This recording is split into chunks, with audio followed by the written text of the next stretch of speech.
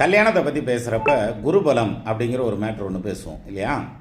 இந்த குருபலம் வந்துருச்சா வியாழ நோக்கம் வந்துருச்சா அப்படின்னு கேட்பாங்க. ரெண்டும் ஒன்று தான், குருபலம் வியாழ நோக்கம் அப்படிங்கிறது. வியாழன்னா குரு.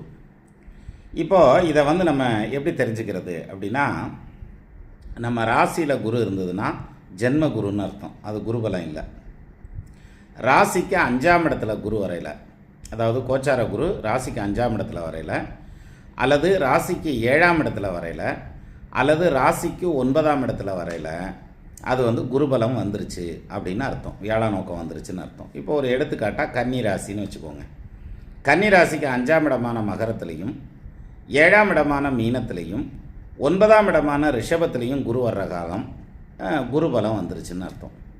அப்போது ஒரு ஜாதகத்துக்கு குருபலம் இருந்தால் தான் கல்யாணம் நடக்குமா, இல்லாட்டி நடக்காதா அப்படின்னா அப்படிலாம் கிடையாது. குருபலம் இல்லைனாலும் கல்யாணம் நடக்கிறதுங்கிறதெல்லாம் உண்டு.